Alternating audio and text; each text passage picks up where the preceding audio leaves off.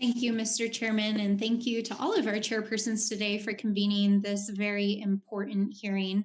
I want to start by saying that it's critical as we move forward and continue the work of this community to ensure that the programs and funds that we're creating rise to the challenges of our times and continue to foster the kinds of international collaboration and research that really advance our science enterprise.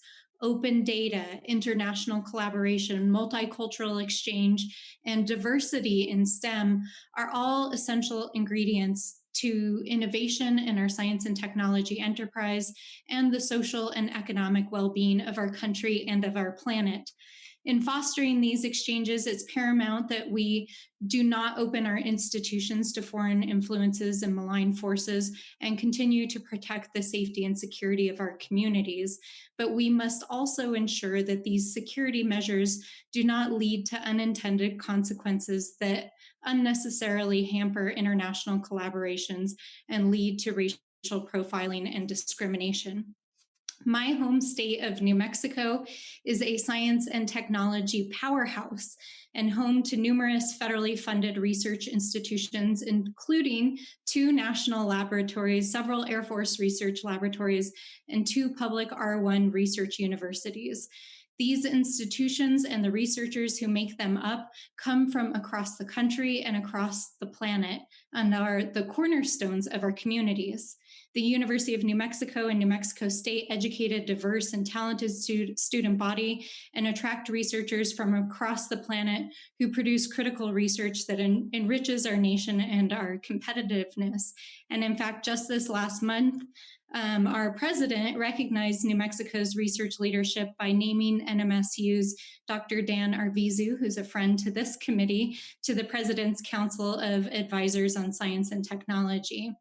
Both of our universities are strengthened by their diversity, not just as Hispanic leading serving institutions, but also by the international students and researchers who bring their talents, their perspectives, and their ideas to our state and our country.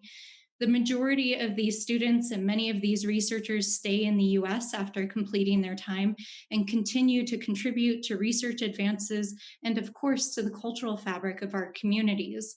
Our national labs and Air Force research labs also attract researchers from across the planet, and international exchanges are part and parcel of the work that they do every day. These labs and the work that they do in our communities and for our nation are helping to tackle our biggest challenges, from national security to global climate change. And so continuing to foster those international exchanges is not only paramount to the security of our nation, but also to our planet. So I look forward to continuing to supporting the committee's work to ensure that we implement safeguards that allow us to work with the international community in developing new research and technologies and continue to attract and welcome international students and researchers to come to our country and work in our country and to contribute to the scientific enterprise that will serve our national security and our global well-being.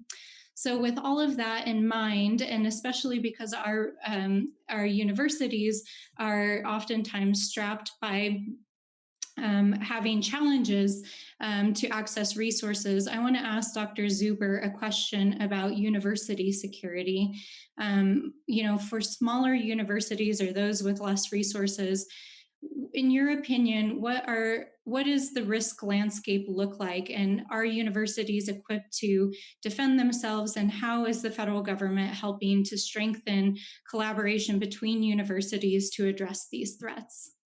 Yeah, so Congresswoman, thank you very much for that question. I was waiting for the opportunity to make this point.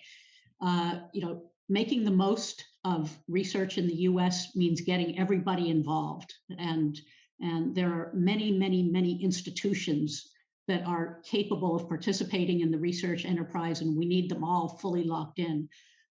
But it's all of the things that we've talked about in terms of disclosures and cybersecurity, all these safeguards, they require a level of sophistication, they require a lot of staffing, and they require a lot of resources. And so by putting these in place, it's actually an impediment to all universities, but particularly universities such as in New Mexico from participating in this. So what you heard a little bit about what the federal government is doing by harmonizing among agencies what they require for disclosures, and by providing guidance and best practices for so that universities have a clear idea of what they need to do to comply. That can be extremely helpful. And by setting up working groups that allow universities to share best practices is another thing that's important. Thank you very much. And we look forward to continuing to work with you. And with that, Mr. Chair, I yield back. Thank you for the time.